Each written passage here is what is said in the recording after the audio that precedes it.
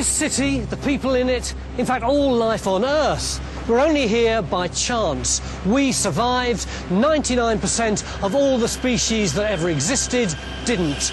They were wiped out in a series of global catastrophes, disasters that brought life to the verge of extinction. 4.5 billion years ago, the Earth collided with another planet. The impact nearly destroyed our world, but instead it made it a home.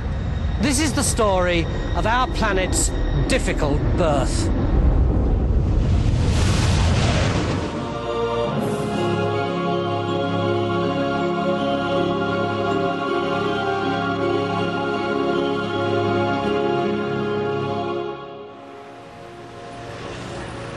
When I look around at all these people, it's hard to believe quite how lucky we are, because we're only all here by chance. Evolution wasn't an orderly progression from single cells to us. It was an imperfect, often violent process, and it's a miracle that we're here at all. In this series, we'll look at the theories about catastrophes that shaped our world and very nearly stopped evolution in its tracks. Like the time the planet was encased in ice for 25 million years, freezing the land and the oceans. Life survived, but only just. When huge volcanic eruptions poisoned the planet's atmosphere and pushed all life to the edge of extinction.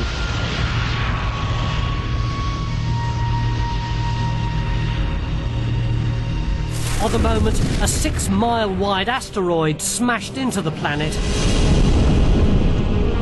killing 70% of life on Earth, including the dinosaurs. Even humans didn't escape unscathed.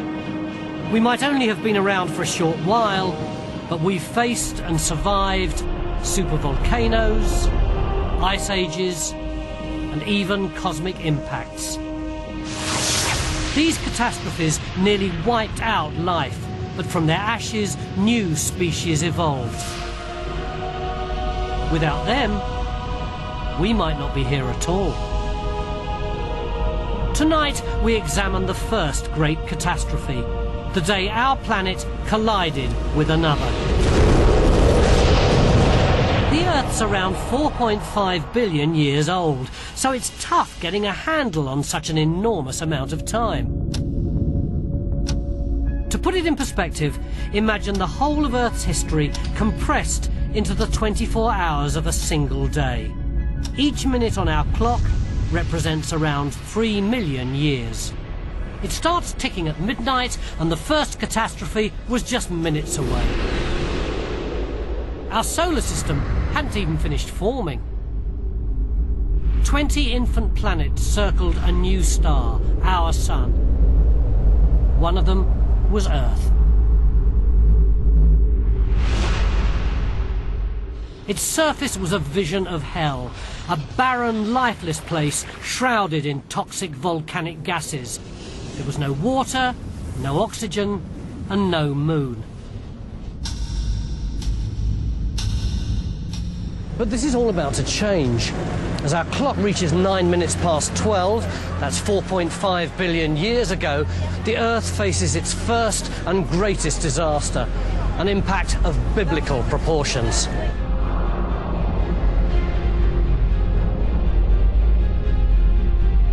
Reconstructing Earth's early history is a major challenge. It's been obliterated and obscured by billions of years of erosion and volcanic activity. Astronomer Bill Hartman has spent his life studying the events of the early solar system. The record of the very first part of the Earth's history, all of that is wiped away on the Earth itself because we have erosion and rain and continental drift and continents colliding and mountains coming up and so on. But all is not lost. There is a record of Earth's earliest days, just not on Earth. It turns out the best place to look is on nearby Mercury and Mars. their surfaces have barely changed in over 4 billion years, providing us with a unique record of events in the very earliest days of our solar system. They're dotted with ancient impact craters. You start looking at those craters and you discover that there are not only 100-mile craters and 200-mile craters, there's 600-mile features. I mean, some very large objects. These craters paint a picture of an intensely violent period, of a solar system littered with cosmic debris, where millions of asteroids and comets smashed into the young planets. In the thick of this all-out assault, the Earth too must have been struck. It was a window into the early history of the Earth, and it made us realize that the Earth itself has had this tremendous history of impacts, enormous impacts that could have really damaged the whole planet.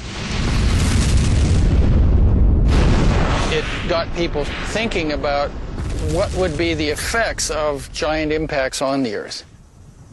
Hartmann realized that it wasn't just small asteroids hitting the planets. There were much larger objects too. And the larger the object, the more dramatic the consequences.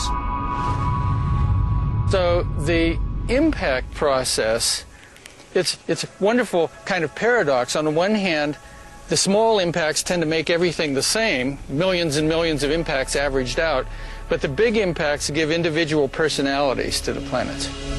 Take our planet, tilted on its axis at 23 degrees, with a nearby orbiting satellite, the Moon. We used to think that they'd been born together, until Hartmann proposed a radical theory. The Earth had been hit by something the size of another planet, creating that tilt and the Moon. The key to our idea was that as the planets grew, you had the finished planets, but you still had leftover bodies. If one of those crashes into the Earth, just as the Earth has finished forming, that can blow out material from which the Moon could form in orbit around the Earth. Picture the scene. The newly formed Earth hurtling round the Sun, and loads of other planets doing exactly the same thing. Including this one, Theia, about the size of Mars. It was orbiting the Sun at exactly the same distance as the Earth. The two planets were on a collision course. Theia hit the Earth at 25,000 miles per hour, with the force of billions of megaton bombs.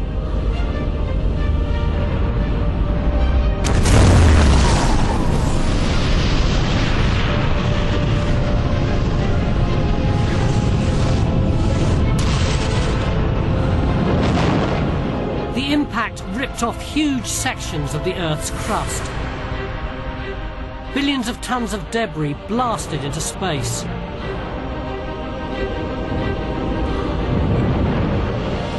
A ring of red-hot dust and rock formed around the Earth.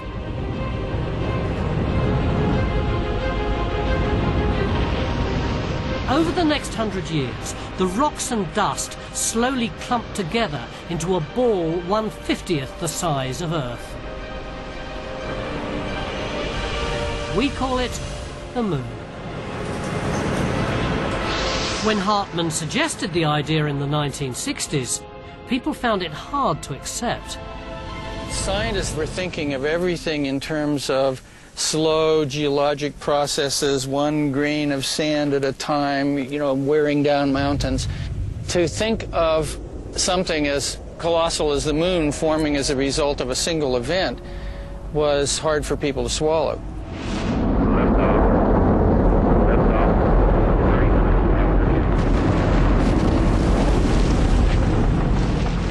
But then Hartmann got the first real clue that his theory might be true. The Apollo project. That's one small step for man, one giant leap for mankind. American astronauts made 6 visits to the moon.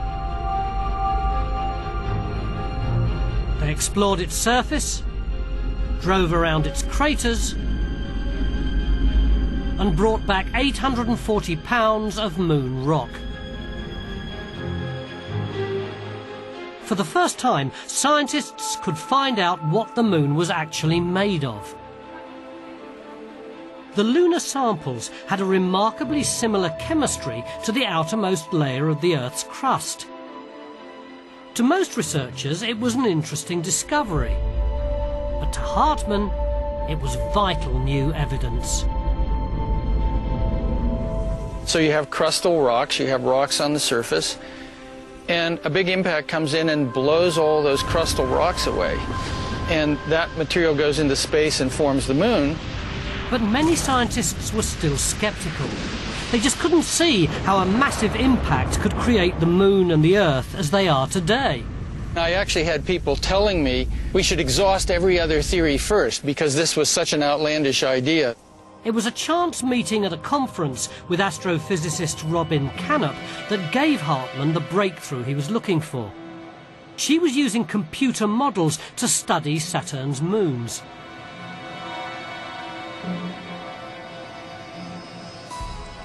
Bill Hartmann came up to me after my talk and asked me, have you ever thought about applying your models about how moons form within and near Saturn's rings to the origin of the moon? And I said no. So she tried it. Canup used modelling software to recreate the early solar system.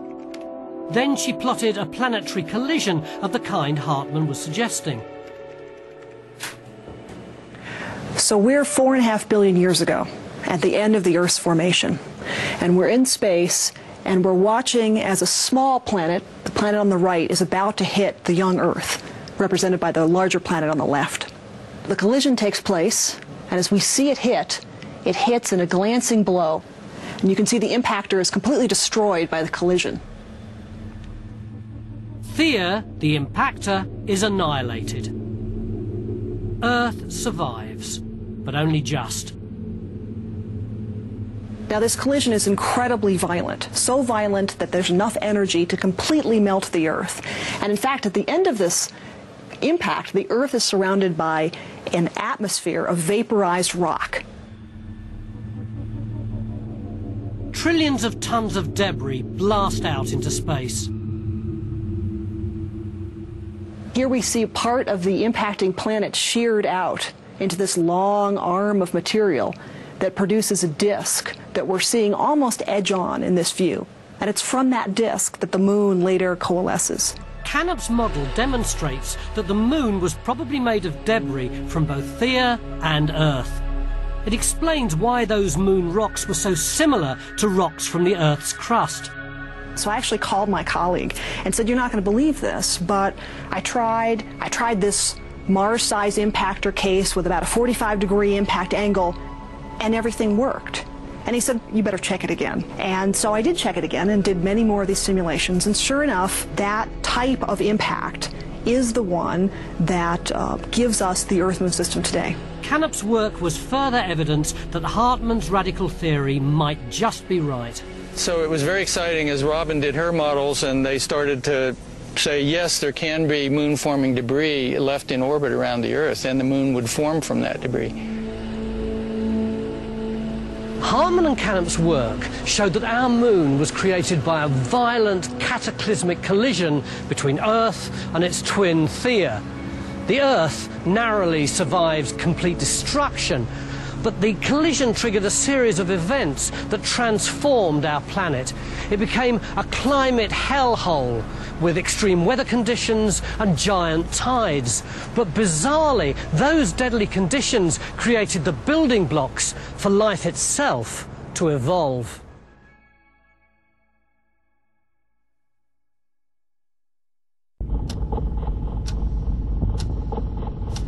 On our clock, only 10 minutes have passed. That's 30 million years in real time. It was the single most important period in the Earth's history, a time of incredible violence that saw the creation of a new Earth and our moon.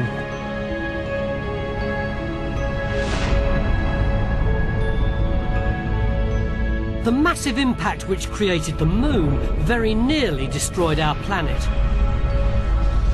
But out of this catastrophe came a new beginning, because the impact set in motion a chain of events that transformed the Earth from a vision of hell to the blue-green oasis we call home. Scientists set out to reconstruct those events, starting with the moments immediately after the impact.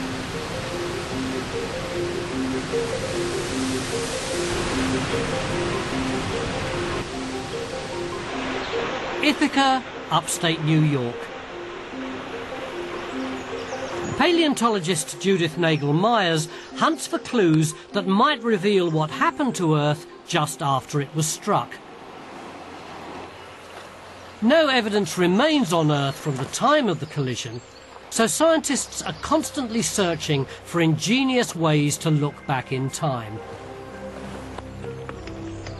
Nagel-Myers uses fossilized corals.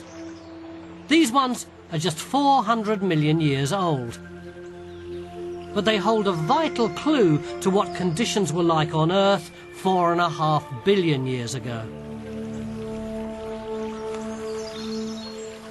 I personally love about fossils that you find them and they open up a window in time. Just by looking at their remains and their skeletons, you can reconstruct the environment that was here long before humans are even on the Earth. The coral fossils have an unusual property that allows them to capture a day-by-day snapshot of conditions on early Earth. They lay down layers of limestone, a new layer for every day of the year. You can see the same process in every reef, including today's coral. If you actually look closely at these modern corals, you can see tiny lines that they built while they're growing.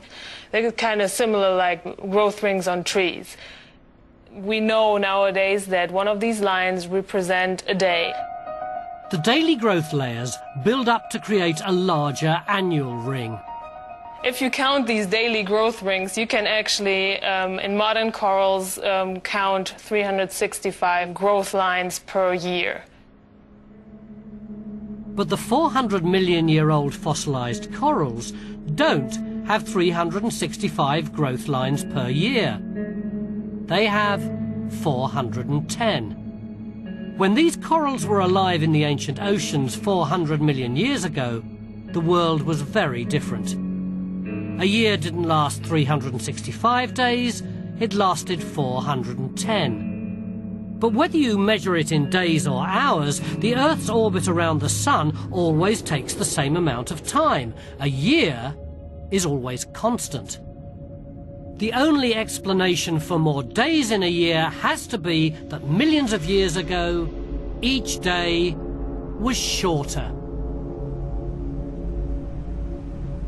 That means that back in the day when this animal was actually living in the ocean, that the days had less hours than they have today.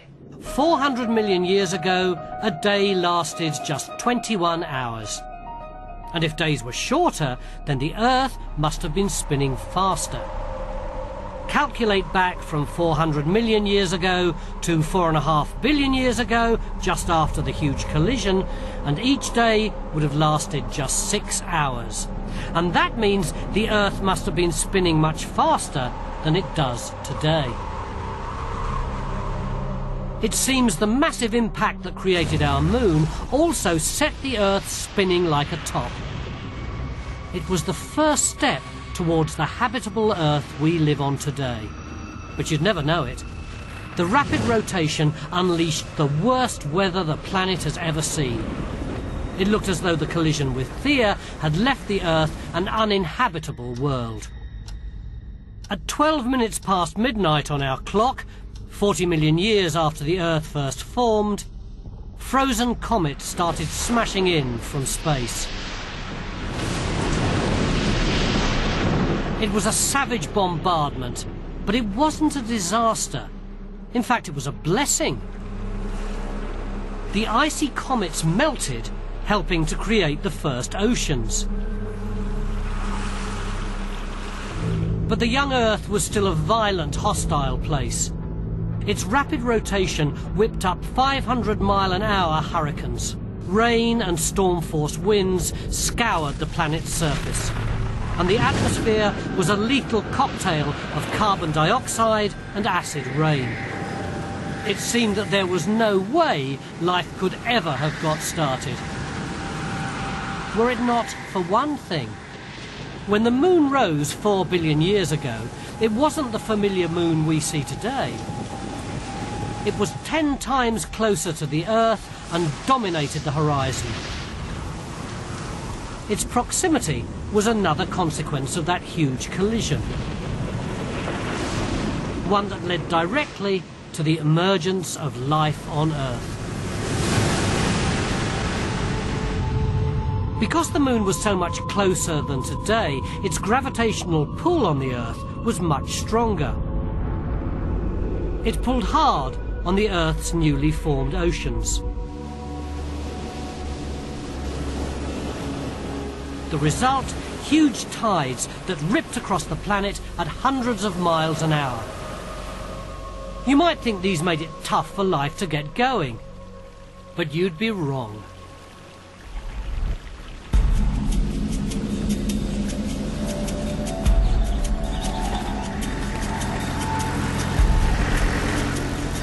This is the Bay of Fundy, Canada.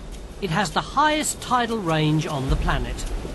And that makes it the closest we can get today to the colossal tides of early Earth. Physicist Neil Cummins is here to study what happens when the tide comes in today, and what that can tell us about tides in our planet's distant past. What I would expect to see here is a huge wave, maybe 5-6 feet high, called a tidal bore. He's waiting for the tidal bore to surge in at high tide so he can see at first hand the kind of forces that shaped the ancient landscape and created the conditions for life to begin.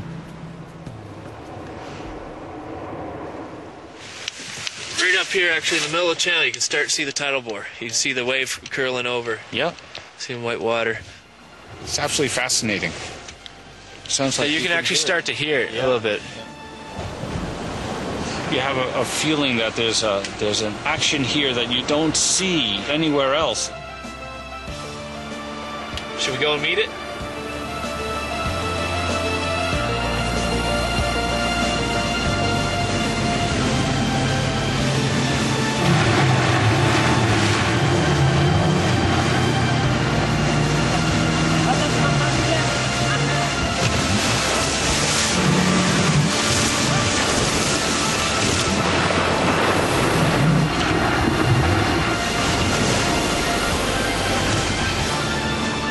As the incoming tide surges upriver, it meets the outgoing tide, creating one of the world's largest tidal bores. The rushing waters smash into the edge of the bay. They rip sand, minerals and other material away from the shore and carry them out to sea. Fundy's tidal bore replicates in miniature the tides on the early Earth. The ancient tides would have been at least 1,000 times higher. There's a tremendous amount of power in these tides, but nothing compared to what it was. This bore is traveling about 12 kilometers an hour. The ancient tides would have been traveling on the order of 100 to 300 miles an hour. And they would have gone much farther inland, much faster, and would have done much more damage.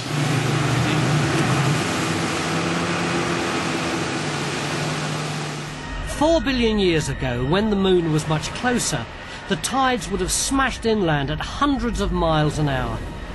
Each tide churned up millions of tons of debris.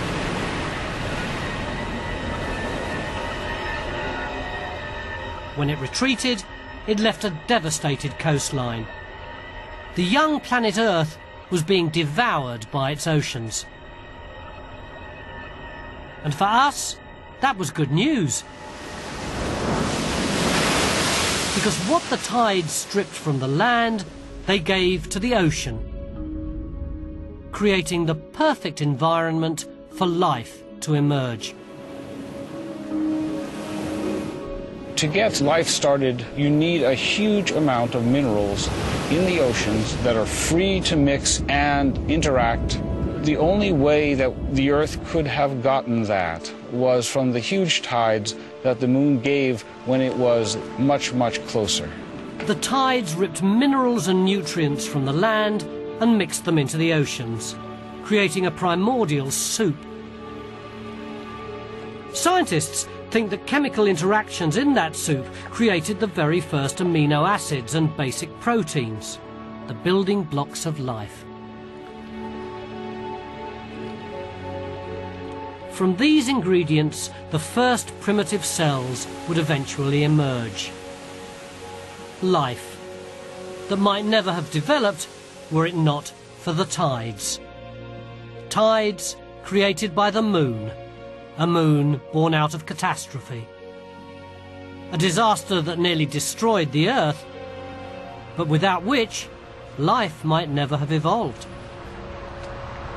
But the Earth was still a brutal place. The planet was spinning wildly. The climate was too chaotic and the seas too brutal for single-celled organisms to evolve. But beneath those churning seas, a vital concoction was brewing. A few simple strings of molecules were assembling, and those molecules would be the precursors of life.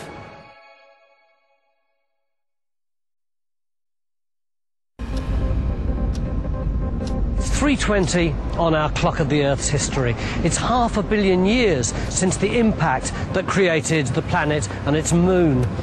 Thanks to the moon's violent tides, the first building blocks of life have been created deep in the ocean. But the tides are too violent to allow the organisms to evolve. Something must have happened to calm the planet and allow life to take the next step. Otherwise, we simply wouldn't be here.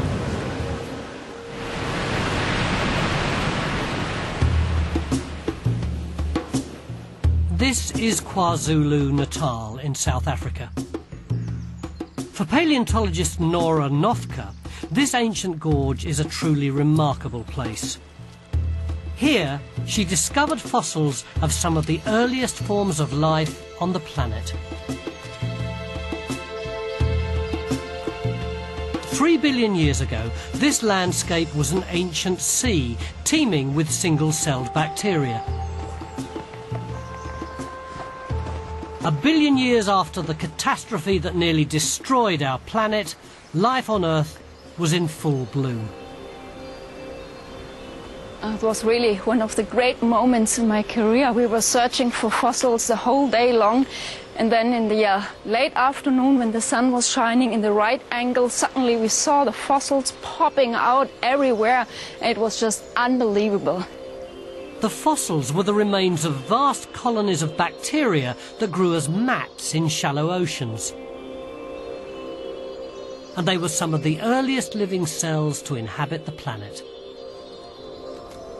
There are bacteria very similar to these still alive today. Those are living bacterial colonies. We term them microbial mats, and you can easily see why. Those mats look like little greenish carpets. They occur today everywhere, the sandy beaches. The similarities between ancient and modern are striking. You can see the rock surface is greenish colored, just as the living microbial mat as well. You follow my finger now, I show you the edge of the fossil microbial mat here. And here you see the sand underneath is such a microbial mat, like this piece here, but it's fossilized and it's 3 billion years old. The rocks all over the gorge reveal an astonishing diversity of ancient microbial communities. Ecosystems of bacteria as complex then as they are today. But the rocks reveal something else. They show not only when cellular life took hold, but how it was able to do so. Because when life emerged, it wasn't in the violent oceans left behind by the collision with Theia. It was in calm, shallow water.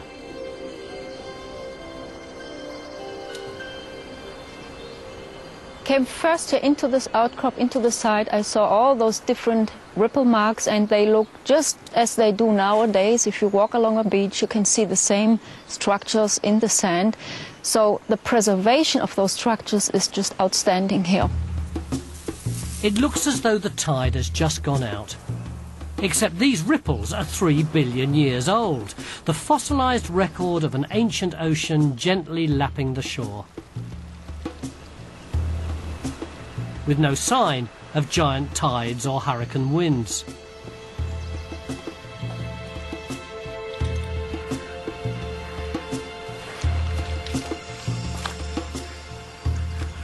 The site shows that at least 3 billion years ago the living conditions were normal. This is a peaceful environment here, so life could evolve.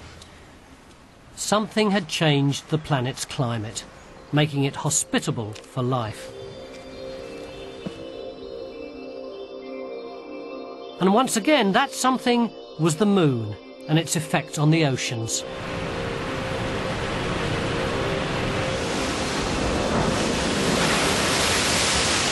The tides, since they've started forming, have acted as a brake to slow the Earth's spin. You can almost think of it as the brakes on a car, pressing on the tire and causing the two to slow down together. That's what's happening and has happened from the tides. It's a process called tidal friction. When the tides and the continents meet, the water pushing against the land creates friction. And that friction is literally slowing the Earth down. Gradually, over millions of years, the Earth began to spin more slowly. As a result, the days became longer and the hurricane winds subsided.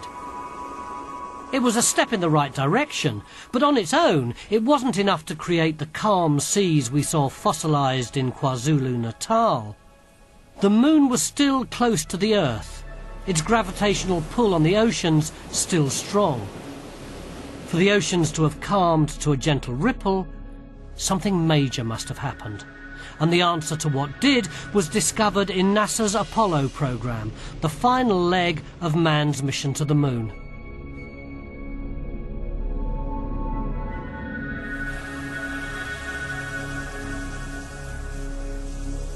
The McDonald Observatory, USA.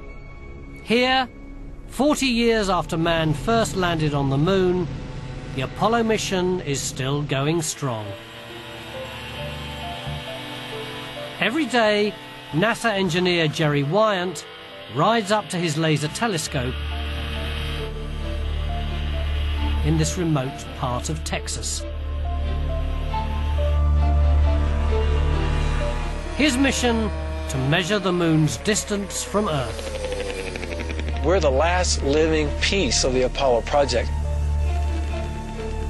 Most of the public thinks that, oh, the Apollo project's they're dead and gone. And so they're surprised when I tell them what I do, send a laser to the moon. When astronauts landed on the moon, they left behind the American flag and something else: reflectors. Almost daily, Jerry Wyant and his colleague aim their laser at one of the lunar reflectors. They're measuring the precise distance between the moon and the Earth. This is a 1 billion watt laser. We direct it at the reflector on the moon, and we measure how long it takes for this light to go from here to the moon and back, and that's our data.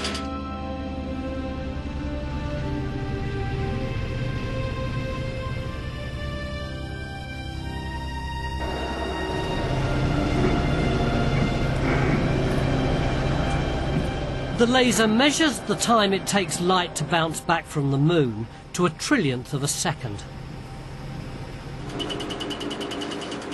But first, they've got to find the reflector.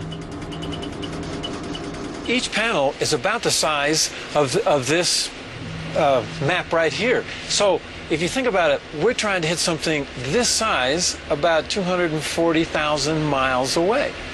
It's not easy. They need a clear night, then they need to locate the target.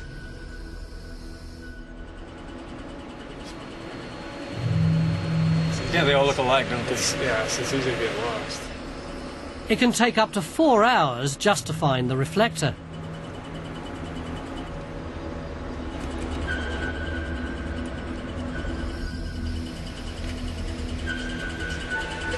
Well, that right there, that would be the reflector on the moon, right there.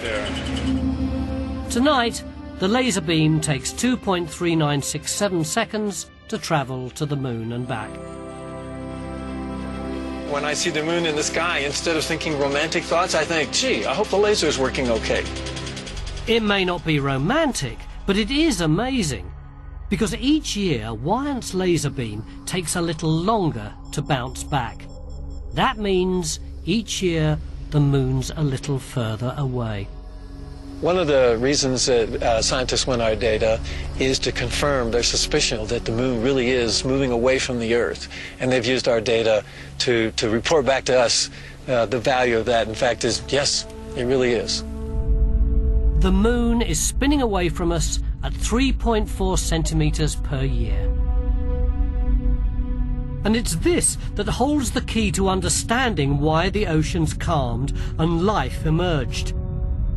3.5 billion years ago, the moon was only 15,000 miles from Earth, resulting in mountainous tides. But bizarrely, these tides were pushing the moon away. They were so huge, they had a gravitational pull of their own, and that began to affect the moon that had created them. The gravity from the water is acting back on the moon, which raised the water up in the first place.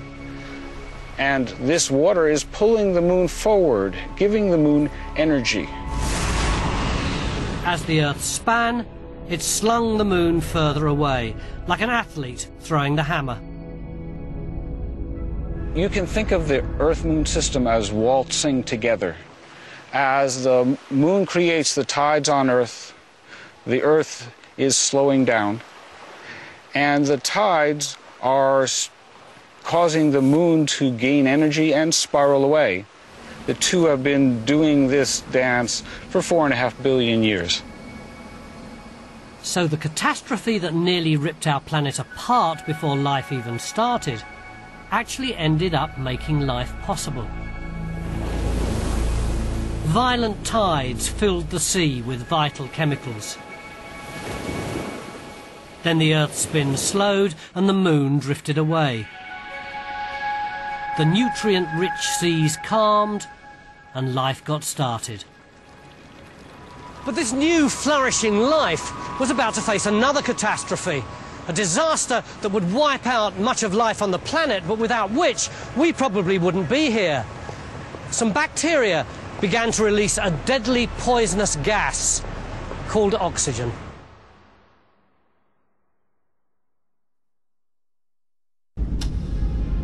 It's 8:10 a.m. on our planetary clock, just over 1.5 billion years since the Earth was born.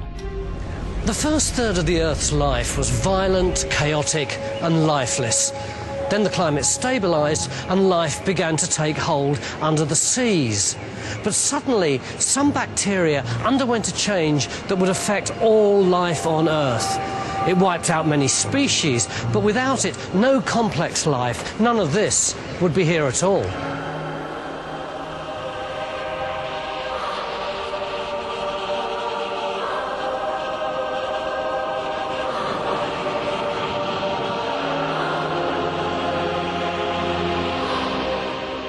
This barren landscape is the high desert in northern Mexico. It's one of the only places in the world where we can get a glimpse of what the Earth might have been like 3 billion years ago.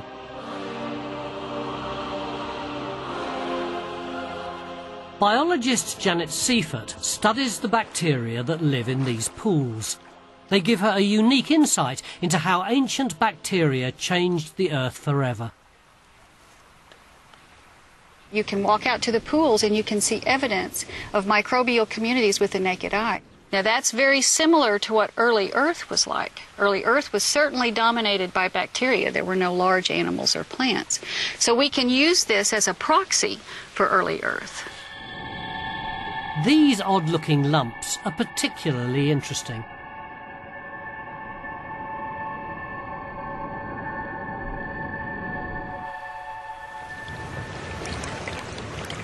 So this is actually quite remarkable. I know it doesn't look remarkable.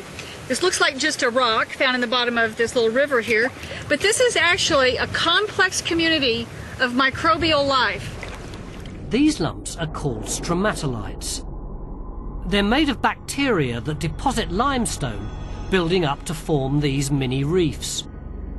It was organisms almost identical to these that populated the early Earth.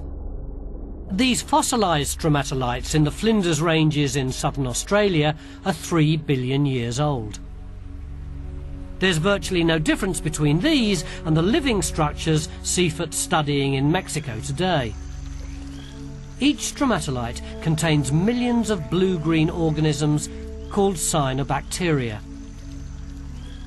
And 3 billion years ago, their ancestors evolved an ingenious means of obtaining energy.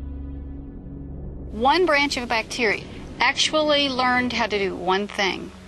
They just used the sunlight for energy, but as it turned out, when they did that, they did it in such a way that they could split water and create and give off as a byproduct something they didn't want, oxygen.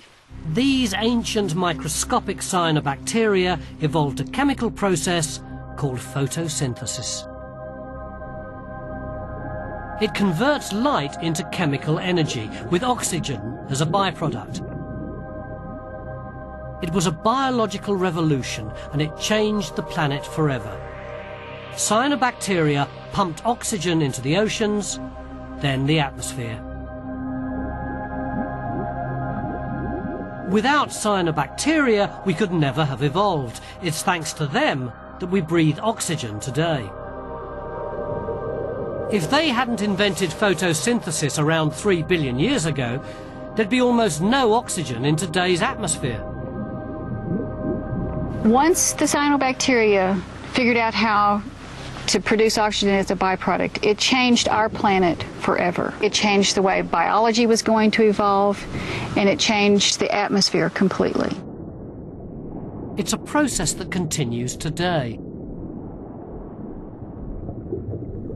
I remember the first time I was swimming around down here, and you could see the small little bubbles accumulating underneath the ledge of the stromatolite. It was quite amazing to think that that process that we were actually visualizing in that way is what's creating the atmosphere today. And those ancient cyanobacteria are the ancestors of every plant in the world today. Photosynthesis was incredibly successful. The bacteria flourished and evolved. We always think about microbes being something bad and giving you strep throat. But if bacteria hadn't been able to harness the sun and then as a byproduct produce oxygen, you and I probably wouldn't be here now, because it's what allowed complex animal evolution to occur. There was just one problem. 3 billion years ago, oxygen was bad news. When it first happened, that byproduct oxygen was poison to most of the life on the planet. So it was a devastating thing that happened. All of life had to actually acclimate to the fact that there was oxygen in the atmosphere. But a few bacteria did learn how to handle it, and it's those ones that led to things like us. Actually, I feel pretty lucky, because that bad poisonous gas that cyanobacteria had as a byproduct, if it hadn't accumulated in the atmosphere, then I wouldn't be here. So as far as one of the major biological innovations that happened in 3.8 billion years, it has to be up at the top of the list of one of the best ones for us as humans. By 8:12 in the morning on our clock, the atmosphere had oxygen and the oceans were teeming with bacteria. Evolution, life, had begun, and it all started with a catastrophe. That impact is the only reason life ever evolved. But if it had been even slightly different, there might be no one here at all. If you consider all the different types of impacts that could have happened and have left Earth-Moon systems that weren't nearly as habitable as our own, it's really quite something to think that we got lucky in a sense. And that's the point. We did get lucky, not just with that first impact, but in countless ways over billions of years. What we're realizing now is that catastrophes have played a much larger role in the evolution of life on Earth than anybody believed earlier. You have to realize that we are at the end of this long chain of unique events. Had they played out differently, this guy wouldn't be sitting on this rock here. There's only one conclusion. We're not here because we did something right. We're here because we're lucky. The collision with Theia was just the first of many random rolls of the dice. It really makes you think about this completely unique sequence of random events that were all necessary to give us the Earth we know today. And if any one had just been a little different, the whole world around us would be different. We wouldn't even be here. It gives you an appreciation that a catastrophe is always in some respects a beginning.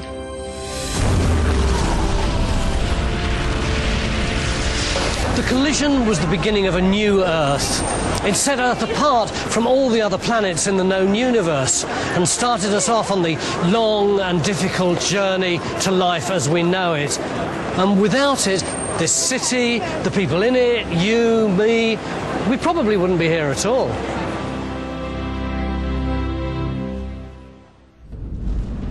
On the next episode of Catastrophe, Earth freezes over.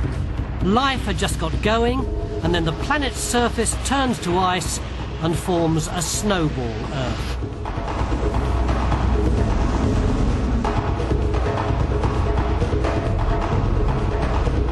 Nine o'clock tomorrow night, the glittering but tragic career of hobnobbing Leslie Hutchinson, high society's favourite gigolo. Now, next tonight, a Film 4 production here on Channel 4. Director Shane Meadows shows his worth with a slice of life in Thatcher's Britain. This is England.